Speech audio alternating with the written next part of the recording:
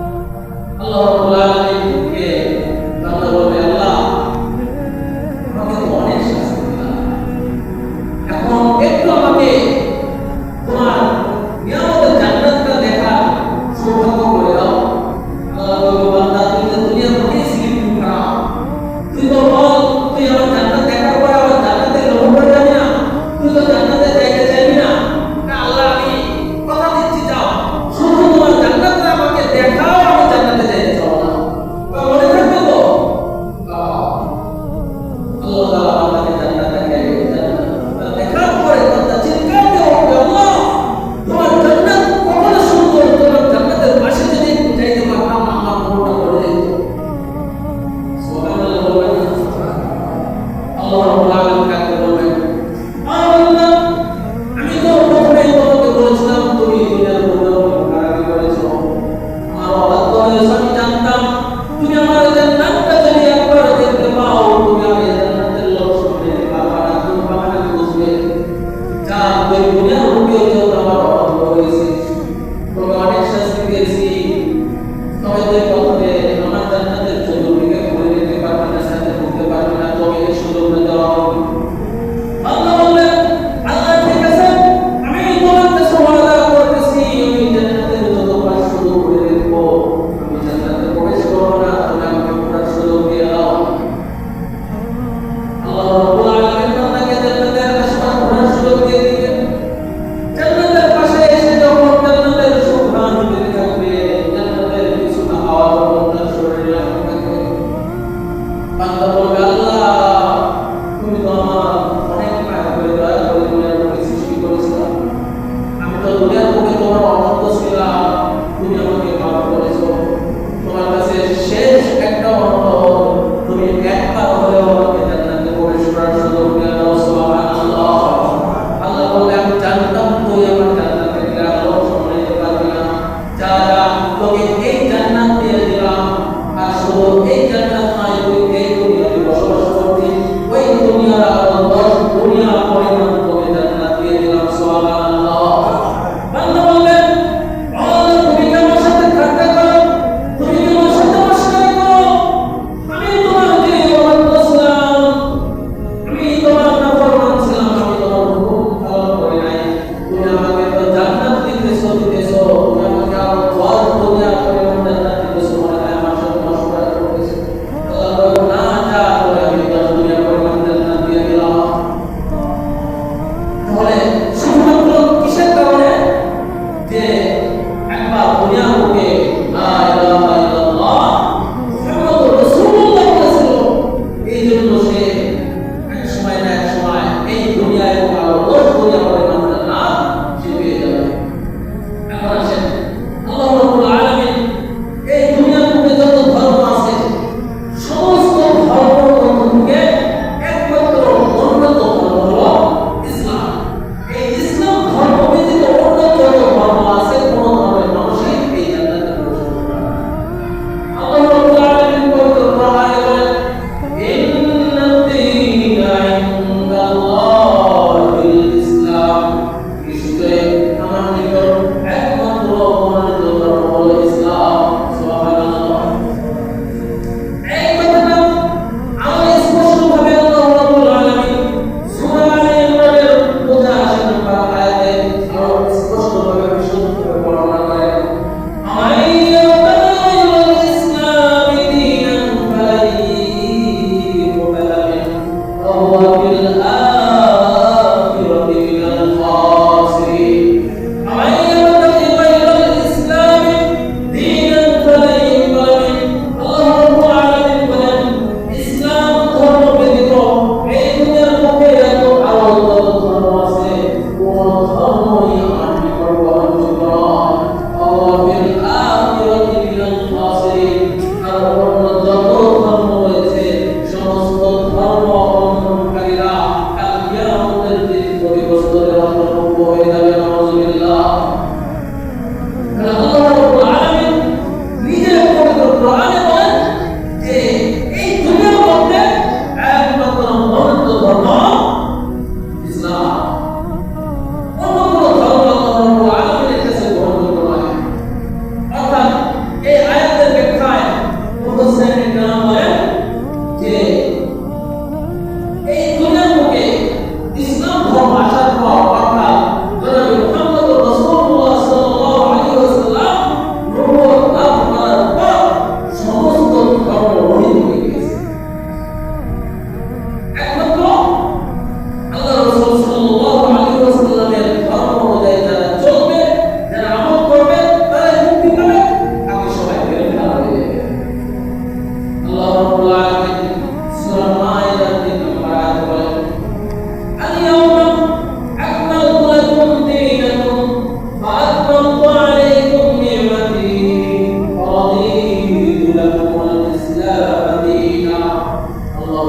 আলামিন বলেন, আল-ইয়াউমা আকমালতু লাকুম, আমি তোমাদের জন্য দীনাকুম, তোমাদের ধর্মকে তোমাদের জন্য পরিপূর্ণ করে দিলাম।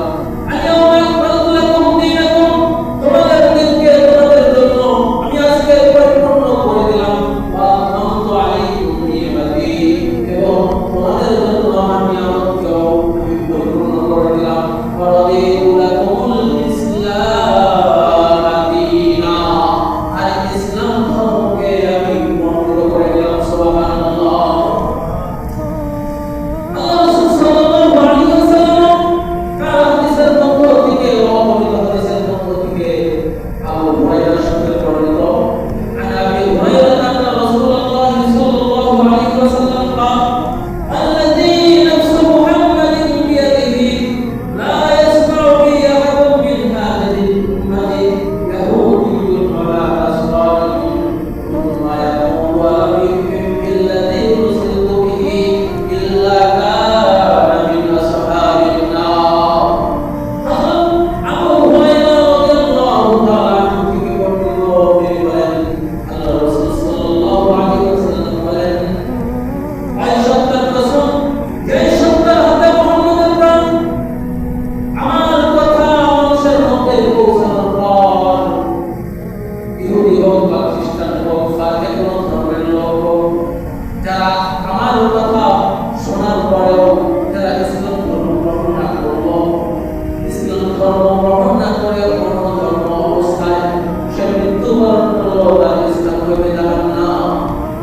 অর্থাৎ আল্লাহ রাসূল সাল্লাল্লাহু আলাইহি ওয়াসাল্লাম বলেন যে ইসলাম ধর্ম মানুষের কাছে পৌঁছার পর, অর্থাৎ আমার যুগ যারা পাইলো, আমাকে যারা পাইলো, আমাকে পাওয়ার পরও যারা ইসলাম ধর্মে আসতে পারলো না, তাদের ঠিকানা হবে যে ইহুদি হোক, খ্রিস্টান হোক, বৌদ্ধ হোক, যে ধর্মই হোক না কেন,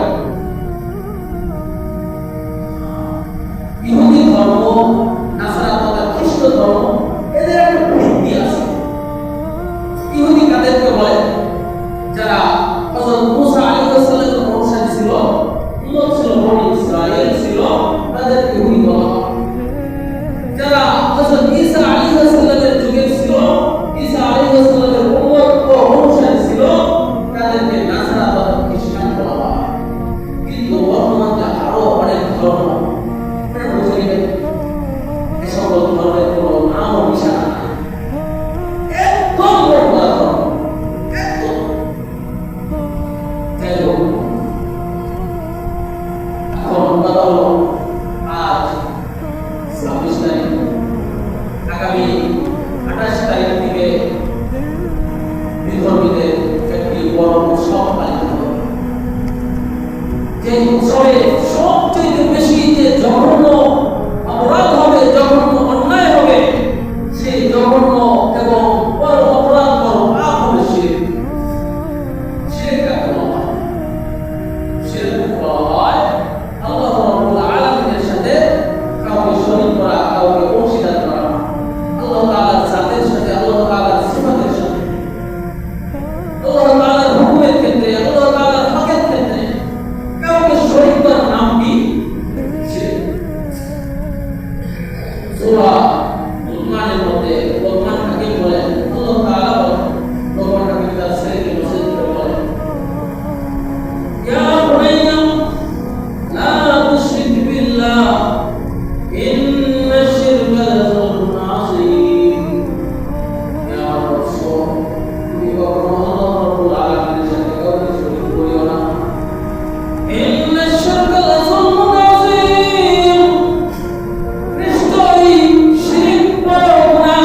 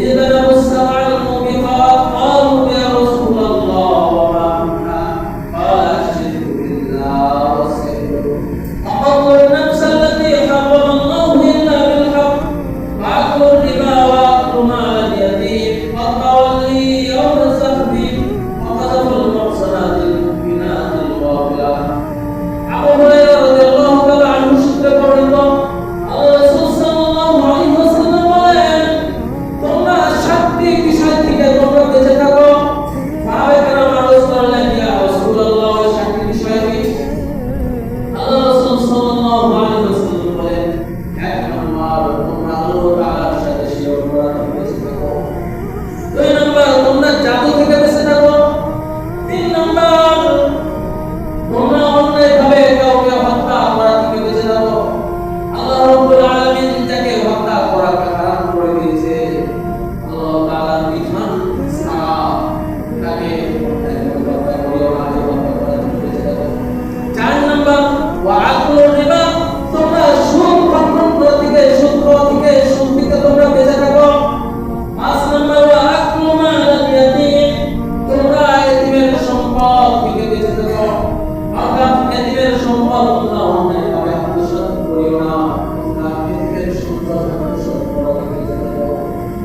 ছয় নম্বর এবং তোমরা সতী স্বামী নারীদেরকে অপবাদ দেওয়া থেকে বেঁচে থাকো।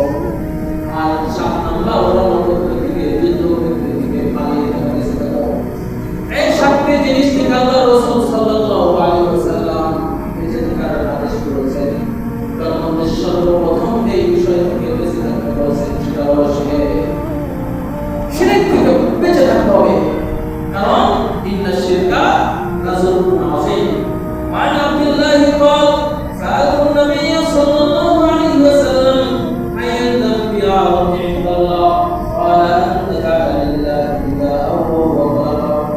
عبد الله بن مسعود رضي الله تعالى عنه থেকে বর্ণিত, তিনি বলেন, ইয়া রাসূলুল্লাহ, আল্লাহ রাব্বুল আলামিনের নিকট সবচেয়ে বড় গুনাহটা কি? আল্লাহ রাসূল সাল্লাল্লাহু আলাইহি ওয়াসাল্লাম বললেন যে আল্লাহ রাব্বুল আলামিনের নিকট সবচেয়ে বড় গুনাহ হলো যে আল্লাহ তাআলার সাথে কাউকে শিরক করা, অথচ তিনি তোমাকে সৃষ্টি করেছেন। কারণ আব্দুল্লাহ ইবনে মাসউদ রাদিয়াল্লাহু তাআলা আনহু বলেন, অবশ্যই এটা তো সত্য কথা, কারণ যে প্রভু তোমাকে সৃষ্টি করেছে আর তুমি সেই প্রভুর সাথে তুমি অন্য কাউকে শরীক করে ফেলো, এর যে জঘন্য অপরাধ, জঘন্য গুনাহ হতে পারে। মুশরিক যারা আল্লাহ তাআলার সাথে শরীক করে তাদেরকে কি বলা হয়? মুশরিক। মুশরিকদের জন্য জান্নাত হারাম এবং জাহান্নাম চিরনির্ধারিত, অবধারিত। যারা আল্লাহ তাআলার সাথে শিরক করবে তাদের জন্য জান্নাত কি হয়ে যাবে? হারাম হয়ে যাবে, আর জাহান্নাম অবধারিত, নিশ্চিত। আল্লাহ রাব্বুল আলামিন সূরা মাইদার 52 নম্বর আয়াতে বলেন, ইন্নাহু মান ইউশরিক বিল্লাহি ফাকাদ হারাম আল্লাহু আলাইহিল জান্নাতা ওয়া মাওয়াহুন নার। ইন্নাহু মান ইউশরিক বিল্লাহ, যে ব্যক্তি যে আল্লাহ তাআলার সাথে শিরক করবে, ফাকাদ হারাম আল্লাহু আলাইহিল জান্নাহ, তার জন্য জান্নাতকে হারাম করে দেওয়া হলো, তার জন্য জান্নাত হারাম হয়ে গেল। আর তার জন্য জাহান্নাম হয়ে গেল চিরনির্ধারিত জায়গা। তাহলে যে ব্যক্তি আল্লাহ তাআলার সাথে কাউকে শরীক করবে, জান্নাত তার জন্য হারাম আর জাহান্নাম তার জন্য অবধারিত। বিধর্মীদের অনুষ্ঠানে আল্লাহ তাআলা গজব নাযিল হয়। বিধর্মীদের অনুষ্ঠানে, উৎসবে কি হয়? আল্লাহ তাআলা গজব নাযিল হয়। এজন্য যুবক ভাইরা, আমার মা বোনেরা, বাচ্চারা সতরে শুনে রাখো, সামনে বিধর্মীদের উৎসব হবে। লাকুম দীনুকুম ওয়ালিয়া দীন, সমস্যা নাই, যার যার ধর্ম শেষে পালন করবে, আমাদের কোনো বারণ নাই। কিন্তু তাদের ধর্মে উৎসবে আল্লাহ তাআলার গজব নাযিল হবেই হবে, কারণ সবচেয়ে শিরকি কার্যকলাপ হয় এই সকল উৎসবে। এখন আমরা যদি এই সকল অনুষ্ঠানে যাই, তাহলে আমাদের উপর গজব নাযিল হবে। عن عطاء بن دينار قال قال عمر رضي الله تعالى عنه لا تعلموا رضاء العاجم ولا تدخلوا على المشركين في مكاسبهم يوم عيدهم فإن সাল্লাল্লাহু আলাইহি হযরত ওমর রাদিয়াল্লাহু তাআলা বলেন, তোমরা অন্যের বাজে কথা থেকে সাবধান থাকো এবং মুশরিকদের উৎসবের দিনে তাদের দিনে প্রবেশ করবে না, কারণ তাদের উপর আল্লাহর গজব নেমে আসে। ওমর রাদিয়াল্লাহু তাআলা যে তাদের উৎসবের দিন তাদের গির্জায় প্রবেশ করিও না, তাদের মন্দিরে প্রবেশ করিও না, কারণ তাদের উপর আল্লাহ তাআলার গজব নাযিল হবে। বিধর্মীদের উৎসবে যাওয়া মুসলমানদের জন্য কেন হারাম? আল্লাযীনা লা ইয়াশহাদুনা সুরা ওয়া ইযা মাররু বিল-লাগহি মাররু কিরামা। আল্লাহ রাব্বুল আলামিন পবিত্র কোরআনে বলেন, তাই প্রকৃত ঈমানদার লোক আল্লাযীনা লা ইয়াশহাদুনা সুরা, যারা বিভিন্ন ভাষা থেকে বিভিন্ন অপকর্ম থেকে যারা বেঁচে থাকবে। আর যদি তাদের ধর্ম উৎসবের তাদের মন্দিরের পাশে যদি তাদের কখনো যাওয়ার প্রয়োজন হয়, তাহলে তারা নিজেদেরকে সংযত করে সুন্দরভাবে সেখান থেকে বিদায় নেয়। তারা হলো প্রকৃত ঈমানদার। মুফাসসির কেরাম বলেন, এই খেল তামাশা তার উদ্দেশ্য হলো বিধর্মীদের বিভিন্ন উৎসব যখন তাদের উৎসব হয়, এই উৎসবের মধ্যে থেকে যারা বেঁচে থাকে, এই উৎসবে যারা না যায় তারা হলো প্রকৃত ঈমানদার। হিয়া আয়াতুল মুশরিকিন, কেননা এই উৎসবগুলো হলো মুশরিকদের ঈদ, মুশরিকদের উৎসব।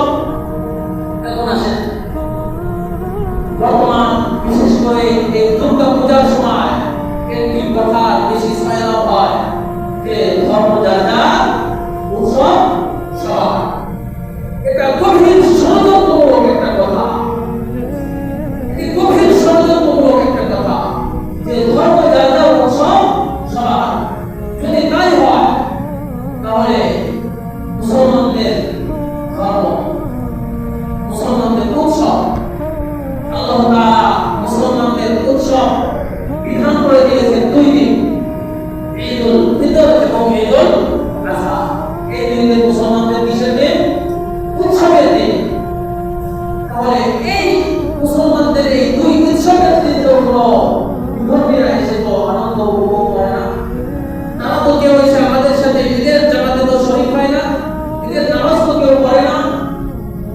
আমাদের ঈদুল আযহার দিন যখন কুরবানি হয়, পশু জবাই করার চাইতে ঈদুল আযহার দিন উত্তম কোনো আমল নাই, এর চাইতে বড় কোনো উৎসব নাই। সেই দিন তো তারা কেউ এসে আমাদের গরু জবাইতে শরীক হয় না, বরং তারা তো আরো মিডিয়াতে নিউজ করে যে মুসলমানরা কত অমানবিক কাজে লিপ্ত। তারা দুনিয়া থেকে লক্ষ লক্ষ কোটি কোটি আমাদের মাকে কি করতেছে, বিদায় করে দিচ্ছে, এবং তারা আরো কত ছড়ায়। তাহলে ধর্ম যার যার উৎসব সবার, এটা কি হবে? কারণ এক একটা ধর্মে এক একটা উৎসব আছে। ইহুদিদের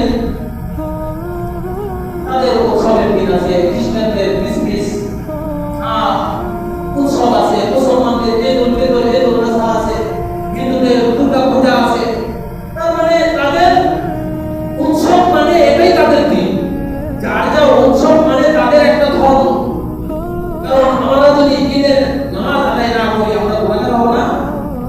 তার মানে এটা আমাদের দিন, আমাদের উৎসব মানে এটা আমাদের দিন, তার মানে এটাই আমাদের ধর্ম। তাহলে যার যার উৎসব আর কি ধর্ম, যার যার উৎসব সবার কি হবে? তার মানে এই কথার মধ্যে এটাই তারা বলতে চায়, এই নিউজ তারা দিয়ে দিতে চায় যে তোমরাও আমাদের ধর্মের মধ্যে তোমরা। এই কথা দ্বারা, এই কোরআন হাদিসের এই আলোচনা দ্বারা এটা প্রতীয়মান হলো যে ধর্ম যার যার উৎসব তার যার, ধর্ম যার যার উৎসব তার যার। এখন আসে আমরা অনেকেই বিধর্মীদের উৎসবকে আমরা সাধুবাদ জানাই, শুভেচ্ছা ও অভিনন্দন জানাই। জানাই কি জানাই না? বিশেষ করে যারা নেতা আছে, সামনে ইলেকশনে দাঁড়াবে, মেম্বার পদপ্রার্থী, চেয়ারম্যান পদপ্রার্থী, এমপি পদপ্রার্থী, তারা শারদীয় দুর্গা পূজার উৎসবের উপলক্ষে শুভেচ্ছা ও অভিনন্দন। এখন আসে মানুষকে কখন শুভেচ্ছা জানানো হয়? যখন কাউকে ভালোবাসা হয়, যার আগমনে খুশি হয়, তখন তাকে কি করা হয়? শুভেচ্ছা জানানো হয়। আল্লাহ রাসূল সাল্লাল্লাহু আলাইহি ওয়াসাল্লাম যখন মক্কা থেকে হিজরত করে মদিনায় গিয়েছিলেন, তখন সকল মদিনাবাসী কি করেছিল? তাআল বাদরু আলাইনা, আল্লাহ রাসূল সাল্লাল্লাহু আলাইহি ওয়াসাল্লাম সাদরে বরণ করেছিল। আল্লাহ রাসূল সাল্লাল্লাহু আলাইহি ওয়াসাল্লামকে শুভেচ্ছা ও অভিনন্দন জানিয়েছিল, কারণ আল্লাহ রাসূলের আগমনে তারা কি হয়েছিল? খুশি হয়েছিল। এখন আসেন, আমরা যদি বিধর্মীদের উৎসবকে মেনে নিয়ে আমরা যদি শুভেচ্ছা ও অভিনন্দন জানাই, বিলকুল না। বিশেষ করে যদি আমরা তাদের ধর্মকে যদি প্রাধান্য দিই, যে তাদের ধর্ম এটা তো আসলে সত্য ধর্ম, তো তাদেরকে কি করা যায়? শুভেচ্ছা ও অভিনন্দন জানানো যায়, তাহলে এটা কুফরের সমতুল্য, এটা কুফর হয়ে যাবে। এই জন্য সাবধান, তাদের ধর্ম তারা পালন করুক, সমস্যা নাই, কিন্তু আমাদের কি দরকার? তাদেরকে শুভেচ্ছা জানানো, তাদেরকে অভিনন্দন জানানো। তারা কি কখনো আমাদের ধর্মকে নিয়ে শুভেচ্ছা অভিনন্দন জানায়? কখনো দেখবেন না। কিন্তু আমরা কেমন? এজন্য সাবধান, তাদের ধর্মকে অভিনন্দন এবং শুভেচ্ছা জানানো। এখন আসে যে পূজার দিনের প্রসাদ মুসলমানদের খাওয়া বৈধ নাকি অবৈধ, হালাল নাকি হারাম, ভালো করে বুঝতে হবে, ভুল বুঝলে হবে না। এক নম্বর কথা, হিন্দুদের হাতের খাবার খাওয়া যদি প্রকাশ্যে জানা না যায় পরবর্তী কোনো নাপাকি আছে, তাহলে খাওয়া বৈধ। যেমন আমরা হিন্দুদের দোকানে মিষ্টি ইত্যাদি ইত্যাদি কিন্তু আমরা ভক্ষণ করি, কিন্তু যদি জানা যায় যে এর মধ্যে প্রকাশ্য কোনো নাপাকি দিয়েছে, তাহলে সেই ক্ষেত্রে তো খাওয়া যাবে না। এটা যে কোনো সময়ে খাবারের কথা বলা হবে। এখন আসেন, বিশেষ করে পূজার দিনের খাবারগুলো, যেটাকে প্রসাদ বলা হয় বা ইত্যাদি ভোগ বা ইত্যাদি বলা হয়। দেখেন, আমরা যেমন কুরবানির দিনে আমরা পশু কুরবানি করি, এটা কার জন্য? আল্লাহ তাআলার জন্য না? আল্লাহ তাআলার জন্য পশু কুরবানি করি। ঠিক তেমনই ভাবে তারাও কিন্তু তাদের পূজার দিনে তারা যাই কিছু কুরবানি করুন, রান্না করুন, ইত্যাদি ইত্যাদি করে, এটা কার জন্য? তাদের দুর্গার জন্য। কার জন্য? তাদের দুর্গার জন্যই করে। আল্লাহ রাব্বুল আলামিন পবিত্র কোরআনে বলেন, ইন্নামা হারামা আলাইকুমুল মাইতাতা ওয়াদ দামা ওয়া লাহমাল খিনজিরি ওয়া মা উহিল্লা বিহি লিগাইরিল্লাহ, তোমাদের জন্য হারাম করা হয়েছে মৃত প্রাণী, ওয়াদ দামা, রক্ত, ওয়া লাহমাল খিনজির, এবং শুকরের গোশত, ওয়া মা উহিল্লা বিহি লিগাইরিল্লাহ, এবং আল্লাহ রাব্বুল আলামিন ব্যতীত অন্যের নামে যা কিছু উৎসর্গ করা হয়।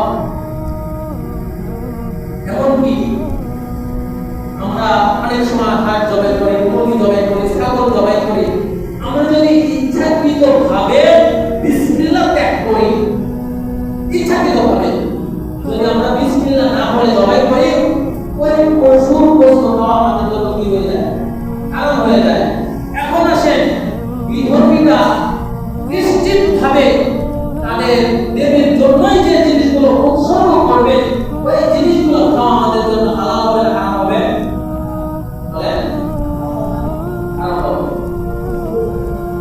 আরো আছে, সেটা হলো আমাদের কাকুস্তা, উনি বলেন, উনি দারুল উলুম দেওবন্দে লেখাপড়া করছেন। দারুল উলুম দেওবন্দ